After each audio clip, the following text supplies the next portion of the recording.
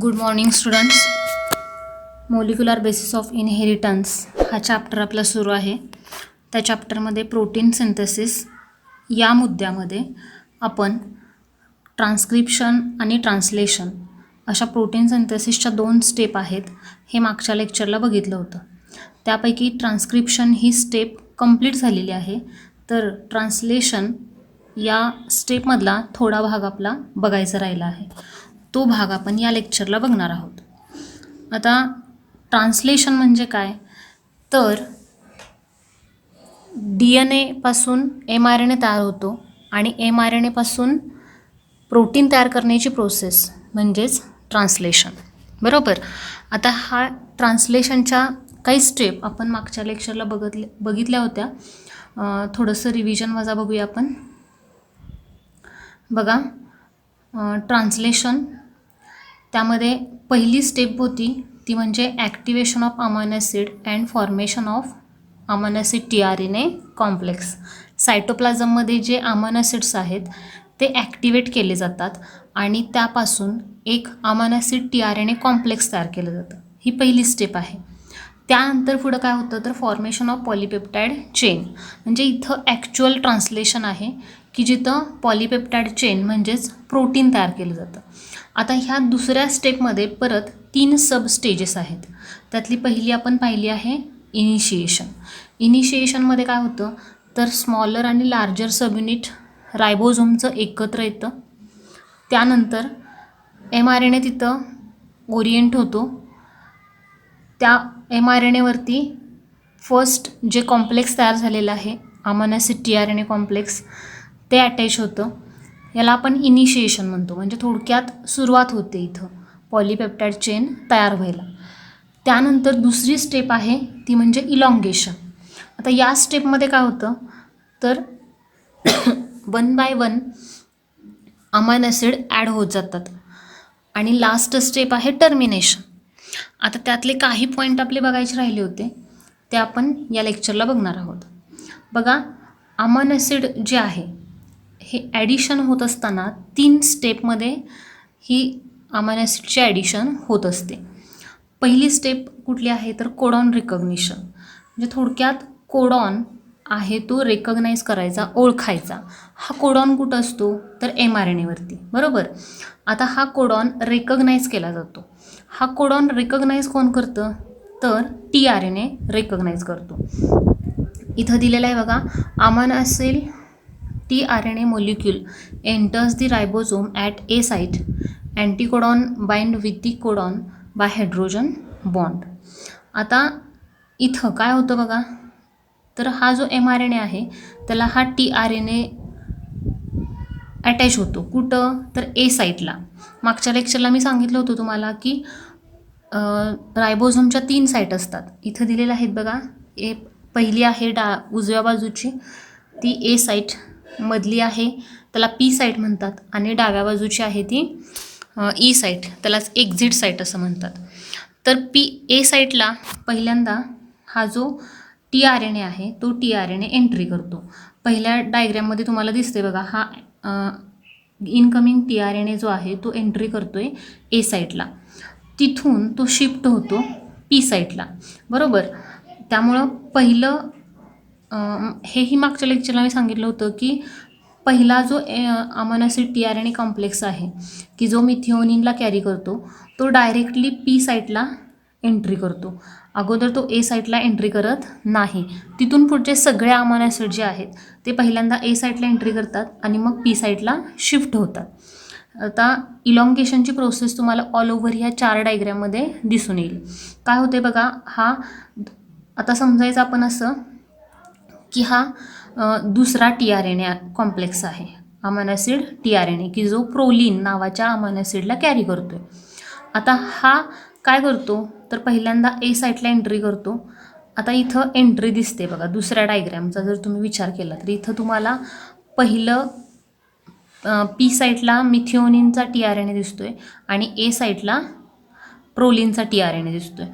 आता after some time काय होतं तर मिथिओनिन आणि प्रोलीन एकमेकांना जॉईन होतात पॉलिपेप्टाइड बॉन्डनी. पेप्टाइड बॉन्डनी, आणि त्यानंतर हा जो मिथिओनिनचा tRNA आहे तो काय केला जातो, ई साईटमधून एक्झिट केला जातो, त्याला असं आपण किक्ड ऑफ असं म्हणतो. तर तो पी साईटमधून बाहेर पडतो. आता हा बाहेर पडल्यानंतर काय होणार आहे, तर प्रोलिनचा tRNA जो आहे तो परत पी साईटला ट्रान्सफर होणार आहे, आणि तिसरा tRNA जो आहे तो ए साईटमधून एंट्री करणार. त्यानंतर तो पी साईटला जाणार, चौथा ए साईटमध्ये एंट्री करणार, तो पी साईटला जाणार, पाचवा ए साईटला एंट्री करणार. अशा पद्धतीनं ही चेन इलॉंगेट होते, आणि इकडं ही जी दिसत आहेत तुम्हाला अमायनो ॲसिडची एकूणच चेन तयार होते, आणि या चेनलाच आपण पॉलीपेप्टाईड चेन असं म्हणतो. थोडक्यात काय तर पॉलीपेप्टाईड चेन इथं तयार होते म्हणजेच प्रोटीन तयार होतं. तर आता इथं एक मुद्दा आहे, ट्रान्सलोकेशन. ही जी प्रोसेस आहे ही प्रोसेस होत असताना ट्रान्सलोकेशन म्हणजे थोडक्यात रायबोझोम जे आहेत हे आपली जागा बदलत असतात प्रत्येक कोडॉनच्या दरम्यान, त्याला आपण ट्रान्सलोकेशन असं म्हणतो. इथं दिलेलं आहे बघा, translocation means the tRNA at A site carrying a dipeptide at A site moves to the P site. This process is called translocation. आता ॲक्च्युअली इथं tRNAचं ट्रान्सलोकेशन होत असतं, मात्र हा जो रायबोझोम आहे हा रायबोझोम शिफ्ट होत असतो.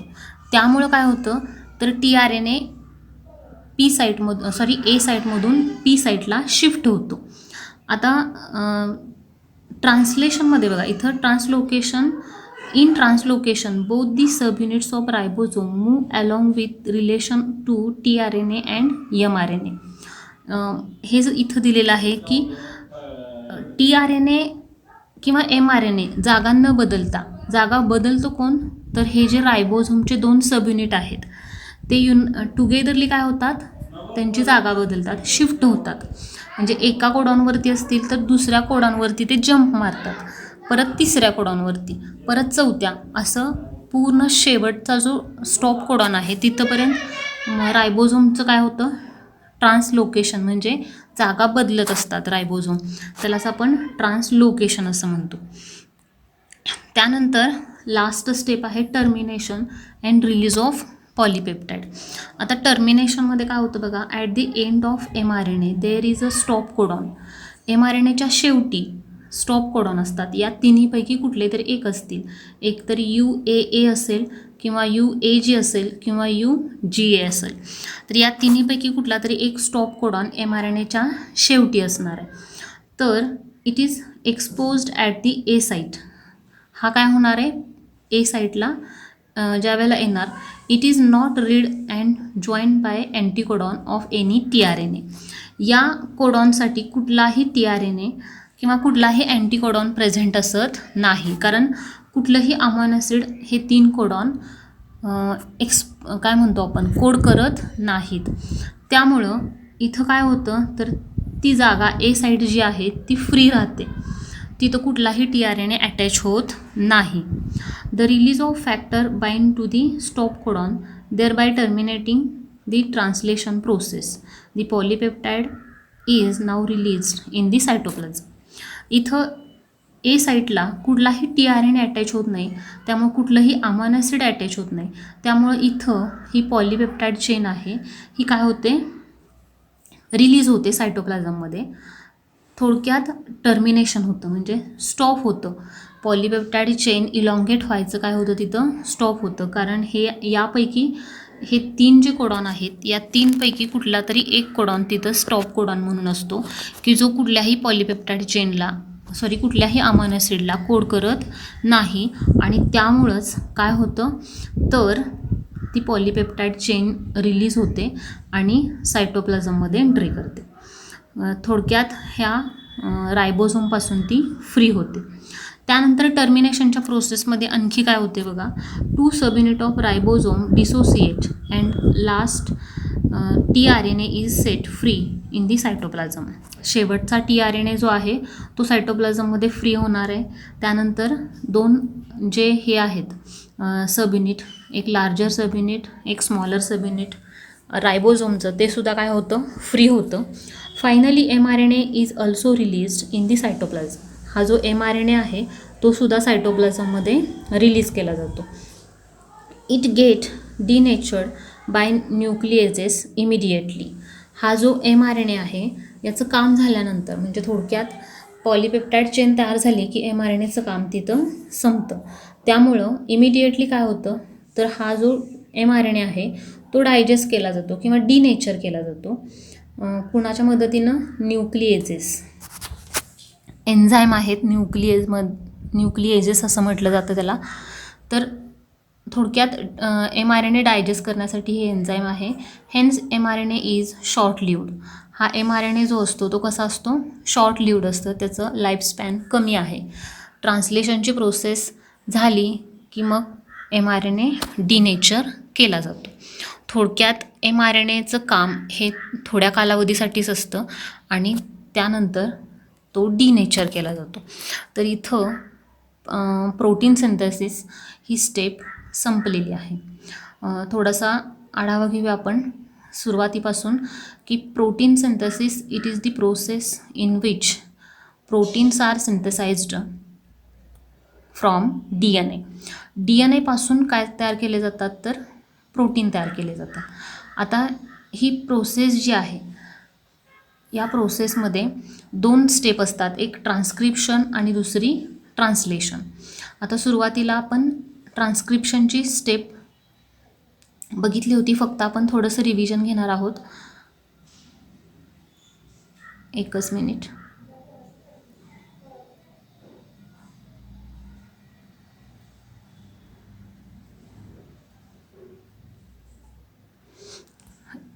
ट्रान्स्क्रिप्शन. आता transcription it is the first step of protein synthesis. या ट्रान्स्क्रिप्शनमध्ये आपण सेंट्रल डोग्मा बघूया. तर सेंट्रल डोग्मा म्हणजे काय? तर मध्यवर्ती कल्पना प्रोटीन सिंथेसिसची.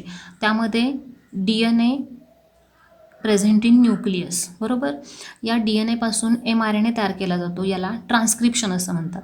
आणि ही कंप्लीट स्टेप जी आहे ती न्यूक्लियसमध्ये कंप्लीट होते.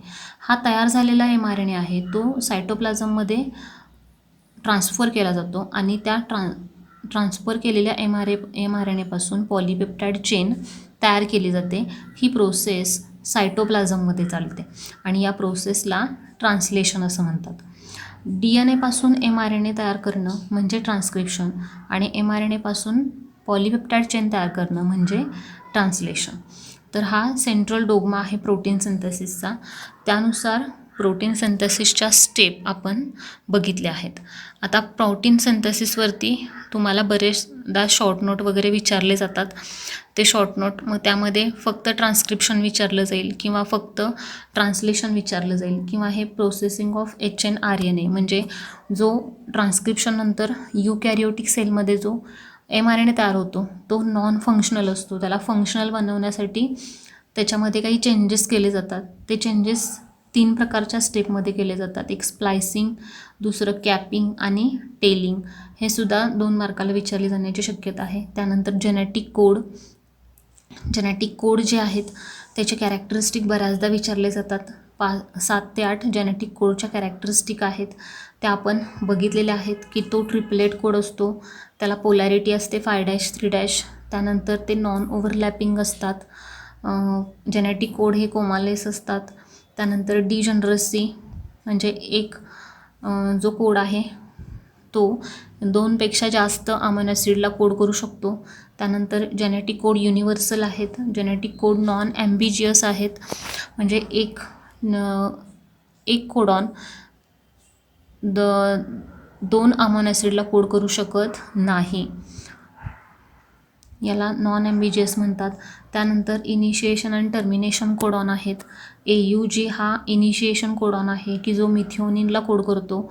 तर UAA, UAG आणि UGA हे टर्मिनेशन कोडॉन आहेत, त्यालाच आपण स्टॉप कोडॉन म्हणतो.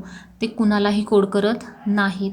त्यानंतर कोडॉन अँड अँटीकोडॉन mRNAवरती जे असणार आहेत त्यांना आपण कोडॉन म्हणणार. थोडक्यात AUG हा कोडॉन झाला तर tRNAवरती त्याला बरोबर कॉम्प्लिमेंटरी जो कोड असतो त्याला अँटीकोडॉन म्हटलं जातं. तो UAC असतो.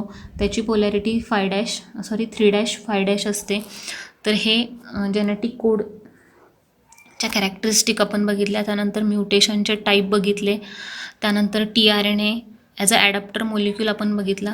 त्यानंतर प्रोटीन सिंथेसिसची दुसरी स्टेप ट्रान्सलेशन. त्यामध्ये mRNA पासून प्रोटीन कसं तयार होतं हे आपण स्टेप बाय स्टेप बघितलं आहे. आता त्यानंतर नेक्स्ट पॉईंट आपण बघणार आहोत की रेग्युलेशन ऑफ जीन एक्सप्रेशन. हे जे जीन एक्सप्रेस होतात, आता जीन एक्सप्रेस होतात म्हणजेच काय, तर थोडक्यात एका जीनपासून प्रोटीन तयार होणं म्हणजे थोडक्यात तो जीन एक्सप्रेस झाला. बरोबर. आत्ता आपण जे बघितलं प्रोटीन सिंथेसिस हे जीन एक्सप्रेशनच आहे. तर हे जीन एक्सप्रेशन कधी हे जीन एक्सप्रेस होतात किंवा ते कधी होत नाहीत त्यावरती कोण कंट्रोल ठेवतं. आता फॉर एक्झाम्पल सलायवा तयार करायचा आहे. सारखा सलायवा तयार करावा लागणार आहे का? थोडी त्याला काहीतरी सिस्टीम आहे की यावेळेला सलायवा तयार करायचा आहे किंवा यावेळेला करायचा नाही. तसंच बाकीचे एन्झाईम्स आहेत. फॉर एक्झाम्पल आता काही एन्झाईम्स ज्याला आपण फिमेलमध्ये प्रेग्नन्सी हार्मोन्स म्हणतो.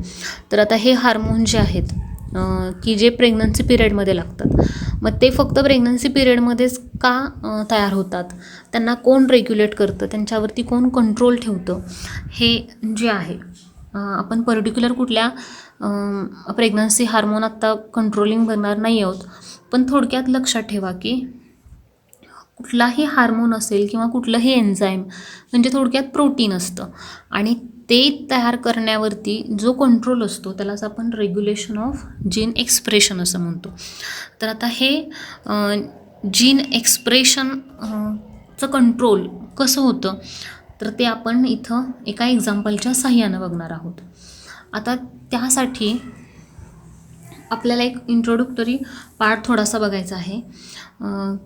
काय आहे रेग्युलेशन, तर it is a multi step process by which gene is regulated and its product is synthesized.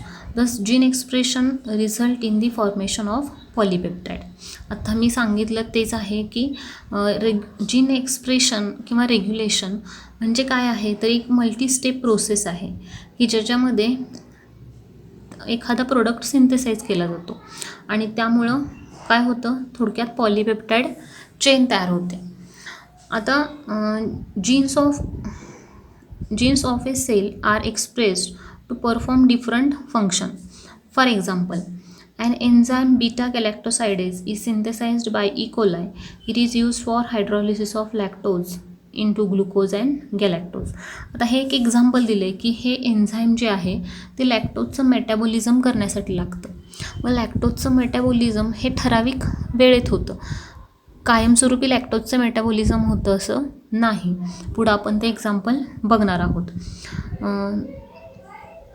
Certain bacteria like E. coli adapt to their chemical environment by synthesizing certain enzyme depending upon the substrate present.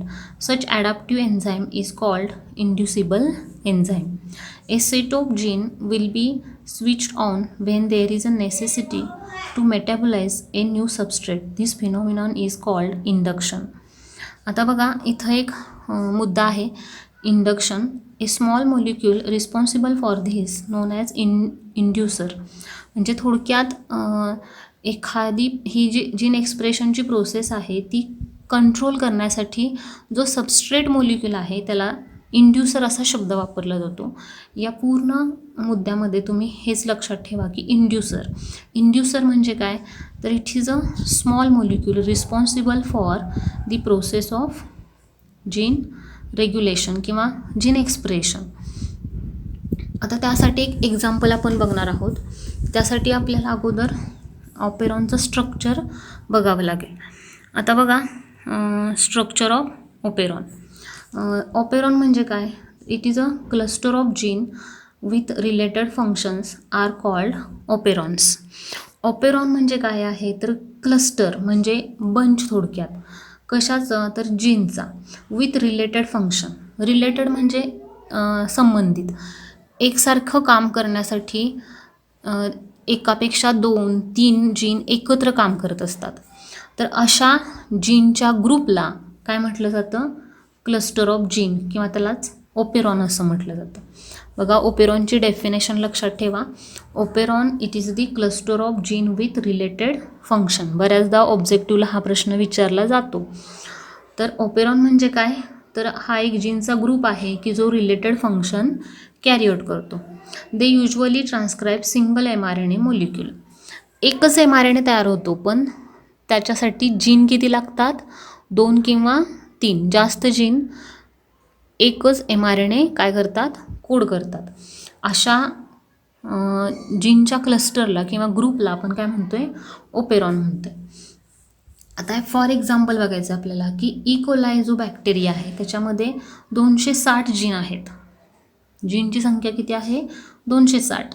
R grouped in 75 different operons. म्हणजे त्याचे group किती आहेत? 75. 260 जीनचे group किती आहेत? 75 ग्रुपमध्ये ते divide झालेले आहेत. Each operon is a unit of gene expression and regulation which includes the structural gene and their control element.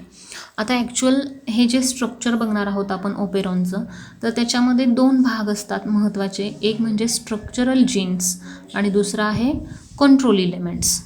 आता स्ट्रक्चरल जीन काय करतो? तर it is code for protein, RNA, tRNA required by the cell. म्हणजे थोडक्यात structural gene जे असतात ते RNA तयार करण्याचं काम करत असतात. बघा, लक्षात घ्या, आपण ओपेरॉन म्हणजे काय बघतोय? डेफिनेशन बघितलेली आहे आपण. ह्या ओपेरॉनच्या स्ट्रक्चरमध्ये 2 भाग आहेत. एक आहे स्ट्रक्चरल जीन आणि दुसरा आहे कंट्रोल इलेमेंट. इथं डायग्रॅममध्ये तुम्हाला ही डायग्रॅम जी आहे ती ओपेरॉनचीच आहे. यामध्ये XYZ हे काय आहेत? स्ट्रक्चरल जीन आहेत. थोडक्यात 3 स्ट्रक्चरल जीन आहेत आणि कंट्रोल रिजन किंवा कंट्रोल इलेमेंट त्यामध्ये 2 असतात. एक म्हणजे प्रमोटर आणि दुसरा ऑपरेटर. हे 2 असतात. त्यामध्ये स्ट्रक्चरल जीनचं काम काय? तर RNA तयार करणं हे काम आहे स्ट्रक्चरल जीनचं. त्यानंतर नेक्स्ट पॉईंट, कंट्रोल इलेमेंटमध्ये 2 घटक आहेत. एक म्हणजे प्रमोटर.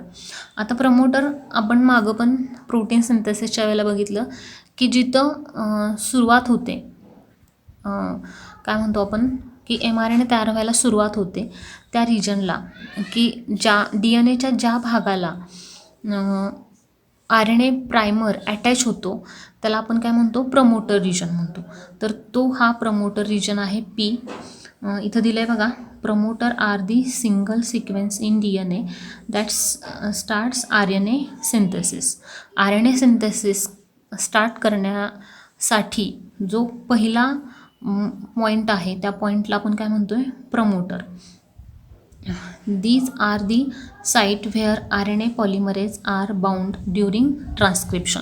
मग अशी मी तुम्हाला सांगितलं तेच की RNA पॉलिमरेज हे एन्झाईम जे आहे हे एन्झाईम पहिल्यांदा कुठे अटॅच होतं? प्रमोटर साईटला. म्हणजे हे पुढचे हे 3 स्ट्रक्चरल जीन आहेत. या 3 स्ट्रक्चरल जीनपासून ॲक्च्युअल mRNA तयार होणार आहे. पण त्याच्या अगोदर RNA पॉलिमरेज हे प्रमोटर रिजनला काय होतं? अटॅच होतं. ती अटॅच होण्याची साईट म्हणजे थोडक्यात प्रमोटर रिजन असतो. आता ऑपरेटर म्हणजे काय? बघा इथं दिलं आहे, operator are present between promoter and structural gene. Promoter आणि स्ट्रक्चरल जीनच्या मधला जो भाग आहे त्याला आपण काय म्हणतोय? ऑपरेटर म्हणतोय. The repressor protein bind to the operator region of the operon. आता आपल्याला ॲक्च्युअल जीन कंट्रोल कसा करतो ह्याच्या डिटेल्स या ऑपरेटर रिजनमधूनच कळणार आहेत. तर या ऑपरेटर रिजनला रिप्रेसर प्रोटीन बाइंड होतो, एवढं लक्षात ठेवा. हा जो ऑपरेटर ओ रिजन आहे या रिजनला कोण अटॅच होतो? Repressor protein. तर त्याच्यामुळं जीन एक्सप्रेशन कंट्रोल केलं जातं. ते आपण एक्झाम्पलच्या साह्यानं बघणार आहोत. आता त्यासाठी एक लॅक ओपेरॉन आपण बघणार आहोत की ज्याच्यामुळं आपल्याला हे जीन एक्सप्रेशन कंट्रोल कसं केलं जातं हे आपल्याला समजणार आहे. आता लॅक ओपेरॉन ही एक लॅक्टोज मेटॅबॉलिझम ज्याला आपण म्हणतो. लॅक्टोज हा एक शुगर मॉलिक्यूल आहे आणि त्याचं मेटॅबॉलिझम करण्यासाठी जो जीनचा क्लस्टर आहे किंवा जीनचा ग्रुप आहे त्याला लॅक ओपेरॉन असं म्हणतात. आता ह्याचं डिस्कवरी कशी झाली ते आपण डिटेलमध्ये बघूया की जॉकॉब आणि मोनॅड नावाचे 2 सायंटिस्ट आहेत. तर हे जॉकॉब आणि Monod propose the classical model of lac operon which can explain properly gene expression and regulation in E coli. तर ई कोलायमध्ये जीन एक्सप्रेशन कसं होतं, थोडक्यात लॅक्टोज मेटॅबॉलिझमसाठी जीन एक्सप्रेशन किंवा रेग्युलेशन कसं होतं याचं क्लासिकल मॉडेल देणारे जॉकॉब आणि मोनॅड हे 2 सायंटिस्ट आहेत. आता बघा, lactose or lac operon of E coli is inducible operon. हा एक इंड्युसिबल ओपेरॉन आहे, म्हणजे थोडक्यात ही प्रोसेस इंड्यूस केली जाते, लादली जाते असं समजूया आपण. The operon is switch on when chemical inducer lactose is present in the medium. थोडक्यात मीडियममध्ये लॅक्टोज प्रेझेंट असला की मग काय होणार, लॅक्टोज मेटॅबॉलिझम करणारे जीन काय होतात, ॲक्टिवेट होतात. अदरवाईज ते डिॲक्टिवेट असतात असं आपण धरून चलूया. लक्षात आलं. तर लॅक्टोज हा काय झाला, इंड्युसर झाला. बघा पुढं याचा रेफरन्स येणार आहे. लॅक्टोज हा काय आहे, केमिकल इंड्युसर आहे. तर जर लॅक्टोज मीडियममध्ये प्रेझेंट असेल तर काय होणार आहे, हे लॅक ओपेरॉन स्विच ऑन म्हणजे ते ऑन होणार आहे. अदरवाईज ते कसं असणार आहे, ऑफ असणार आहे. आता पुढच्या डिटेल्स आणखीन बघूया. Metabolism of lactose in cell requires 3 enzymes. आता हे ऑब्जेक्टिव्हसाठी खूप इम्पॉर्टंट मुद्दे आहेत. लक्षात ठेवा की लॅक्टोजचं मेटॅबॉलिझम ज्या वेळेला सेलमध्ये होतं त्यावेळेला त्याला 3 एन्झाईम लागतात. एक का बघा, लॅक्टोज हा एक जरी मोलिक्यूल असला तरी त्याचं मेटॅबॉलिझम घडवून आणण्यासाठी 3 एन्झाईमची गरज असते. आणि ते एन्झाईम कुठले, त्यातलं इथं एन्झाईम दिलेले आहेत बघा. फर्स्ट आहे परमिएज, त्यानंतर बीटा गॅलॅक्टोसाइडेज आणि ट्रान्स ॲसिटिलेज. बघा हे एन्झाईम आणि त्यांचे फंक्शन हे पाठच करायचे. तर लॅक्टोजच्या मेटॅबॉलिझमसाठी टोटल 3 एन्झाईमची गरज असते. आणि ते 3 एन्झाईम कुठले, तर एक परमिएज, दुसरं बीटा गॅलॅक्टोसाइडेज आणि तिसरं ट्रान्स ॲसिटिलेज. आता परमिएज काम काय करतं, enzyme permease is needed for entry of lactose in the cell. सेलमध्ये लॅक्टोजची एंट्री होऊ देण्यासाठी कुठले एन्झाईम आहे, परमिएज. बरोबर, परमिएजवरून थोडक्यात लक्षात ठेवायचं परमिशन. परमिएज एन्झाईम काय करतं, लॅक्टोजला सेलमध्ये एंट्री करण्याची परमिशन देतं. त्यानंतर बीटा गॅलॅक्टोसाइडेज. आता या एन्झाईमचं काम काय बघा, it bring about hydrolysis of lactose into glucose and galactose. आता नावातच आहे बघा, बीटा गॅलॅक्टोसाइडेज, गॅलॅक्टो मोलिक्यूल साईडला काढणं असं लक्षात ठेवा, म्हणजे लक्षात राहील. काय होते बघा, हायड्रॉलिसिस होते. कशाचं, लॅक्टोजचं. हायड्रॉलिसिस ऑफ लॅक्टोज, थोडक्यात ब्रेकडाऊन. हायड्रॉलिसिस म्हणजे ब्रेकडाऊन. तर lactose is converted into glucose and galactose. लॅक्टोजचे 2 मोलिक्यूल तयार होतात, एक ग्लुकोज आणि दुसरा गॅलॅक्टोज. तर हे 2 मोलिक्यूल तयार करण्यासाठी एन्झाईम कुठलं लागतं, बीटा गॅलॅक्टोसाइडेज. इथं लक्षात ठेवायचं की हा गॅलॅक्टोज साईडला काढण्यासाठी एन्झाईम, म्हणून बीटा गॅलॅक्टोसाइडेज. आता तिसरं एन्झाईम काम काय करतं, trans ॲसिटिलेज. Transfer acetyl group from acetyl कोए टू गॅलॅक्टोसाइड. एकच मुद्दा लक्षात ठेवा की ट्रान्स ॲसिटिलेज म्हणजे ट्रान्सफर ॲसिटिल ग्रुप. एवढं लक्षात ठेवलं तरी चालतं आहे. बघा लक्षात आलं आहे का की लॅक्टोज मेटॅबॉलिझमसाठी 3 एन्झाईमची गरज असते. एक परमिएज, हा काय करतो, this enzyme needed for entry of lactose in the cell. लॅक्टोजमध्ये सेलची एंट्री करण्यासाठी परमिएज एन्झाईम लागतं. त्यानंतर बीटा गॅलॅक्टोसाइडेज काय करतो, लॅक्टोजचं हायड्रॉलिसिस करतो आणि त्याचं 2 मोलिक्यूल तयार करतो, एक ग्लुकोज दुसरा गॅलॅक्टोज. आणि ट्रान्स ॲसिटिलेज हे जे एन्झाईम आहे हे काय करतं, transfer acetyl group from acetyl कोए टू गॅलॅक्टोसाइड. तर हे 3 एन्झाईम आहेत. आता ह्यांचं ॲक्च्युअल मेकॅनिझम कसं आहे ते आपण डिटेलमध्ये बघणार आहोत. या डायग्राममध्ये जो दिसतो आहे हा ओपेरॉन आहे, बरोबर. मगाशी आपण ओपेरॉनचं स्ट्रक्चर बघितलं आहे. तर हा काय आहे, ओपेरॉन आहे. आता ह्या ओपेरॉनच्या 2 स्टेट बघायचे आहेत आपल्याला. एक आहे इंड्युसर अबसेंट आणि दुसरा आहे इंड्युसर प्रेझेंट. बघा लक्षात येते का तुमच्या? इंड्युसर म्हणजे काय, मगाशी मी तुम्हाला सांगितलं आहे. इंड्युसर म्हणजे हा सबस्ट्रेट मॉलिक्यूल आहे आणि आपल्या या प्रोसेसमध्ये इंड्युसर कोण आहे तर लॅक्टोज. थोडक्यात पहिली ही स्टेप आहे इंड्युसर अबसेंट म्हणजे लॅक्टोज अबसेंट. मुद्दा लक्षात घ्या. इंड्युसर अबसेंट म्हणजे काय, लॅक्टोज अबसेंट. आणि इंड्युसर प्रेझेंट म्हणजे लॅक्टोज प्रेझेंट. हा मुद्दा क्लिअर झाला की तुम्हाला पुढची स्टेप समजायला सोपी जाईल. पहिली स्टेप काय आहे, इंड्युसर असतानाची कंडिशन आहे, इंड्युसर अबसेंट आहे. थोडक्यात लॅक्टोज अबसेंट आहे म्हणजे लॅक्टोज सेलमध्ये नाही. आता दुसरी स्टेप काय आहे, इंड्युसर प्रेझेंट. इंड्युसर जर प्रेझेंट असेल म्हणजे थोडक्यात लॅक्टोज प्रेझेंट आहे. त्यावेळेला काय होतं ते आपल्याला बघायचं आहे. आता पहिली स्टेप आपण बघणार आहोत. इथं जे एक्सप्लेनेशन आहे ते थोडक्यात या डायग्रॅमचंच एक्सप्लेनेशन आहे. बघूया आपण. पहिला आहे इंड्युसर अबसेंट म्हणजे लॅक्टोज अबसेंट, सेलमध्ये लॅक्टोज नाही. त्यावेळेला जीन कंट्रोल कसं केले जातात हे आपण बघणार आहोत. आता ज्या वेळेला इंड्युसर अबसेंट आहे म्हणजे लॅक्टोज अबसेंट आहे त्यावेळेला बघा डायग्रॅम बघा. हा लॅकोपेरॉन आहे, त्यामध्ये 1, 2, 3 हे 1, 2, 3 हे 3 काय आहेत, स्ट्रक्चरल जीन आहेत. त्याच्या अगोदर काय आहे, ऑपरेटर रिजन आहे. त्याच्या अगोदर प्रमोटर रिजन आहे. इथं डायग्रॅममध्ये दिसते बघा. हा जो आहे येलो कलरमध्ये प्रमोटर रिजन आहे. त्यानंतर स्काय ब्ल्यू कलरमध्ये ऑपरेटर रिजन आहे. त्याच्या पुढचे हे 3 स्ट्रक्चरल जीन आहेत. आता ह्या प्रमोटरच्या अगोदर रेग्युलेटरी जीन आहेत. प्रमोटरच्या अगोदर काय आहे, रेग्युलेटरी जीन आहे. आता हा रेग्युलेटरी जीन सुरुवात काय होते बघा. आता इंड्युसर अबसेंट म्हणजे लॅक्टोज अबसेंट आहे. त्यावेळेला काय होणार तर हा रेग्युलेटरी जीन ॲक्टिवेट होतो. त्याच्यापासून एक रिप्रेसर mRNA तयार होतो.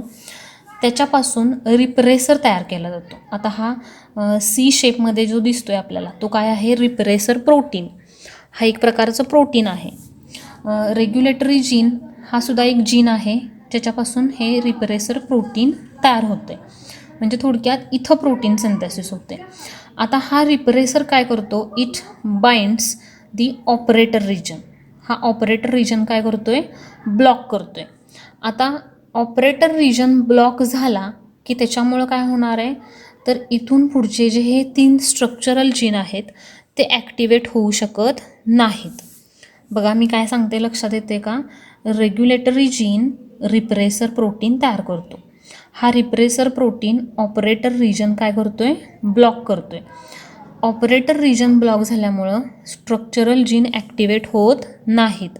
आणि स्ट्रक्चरल जीन जर ॲक्टिवेट झाले नाहीत तर 3 एन्झाईम मगाशी आपण जे बघितले, परमिएज, त्यानंतर आणखीन कुठला ट्रान्सॲसिटिलेज आणि बीटा गॅलॅक्टोसाइडेज, हे 3 एन्झाईम या 3 स्ट्रक्चरल जीनमार्फत तयार केले जातात. ते तयार होणार नाहीत. आणि ते 3 एन्झाईम जर तयार झाले नाहीत तर लॅक्टोज मेटाबॉलिझमचा प्रश्नच येत नाही. लक्षात येतोय का बघा हा मुद्दा. इथं लॅक्टोज ऑलरेडी अबसेंटच आहे. ज्यावेळेला लॅक्टोज अबसेंट असतो त्यावेळेला इथं mRNA तयार होऊ द्यायचा नाही. एवढंच आपल्याला इथं काम करायचं आहे म्हणजे त्या सेलला. आणि हा mRNA जर तयार करायचा नसेल तर त्यासाठी ही ऑपरेटर साईट काय केली जाते, ब्लॉक केली जाते. एकदा का ऑपरेटर साईट ब्लॉक झाली की मग स्ट्रक्चरल जीन डिॲक्टिवेट होतात आणि mRNA तयार होत नाही. म्हणजे थोडक्यात 3 एन्झाईम तयार होऊ शकत नाहीत. तर ते 3 एन्झाईम तयार न होऊ देणे यासाठी रेग्युलेटरी जीन रिप्रेसर प्रोटीन तयार करतो. आणि हा रिप्रेसर ऑपरेटर साईट ब्लॉक करतो आणि स्ट्रक्चरल जीन डिॲक्टिवेट करतो. ही पहिली कंडिशन झाली व्हेन लॅक्टोज इज अबसेंट. बरोबर.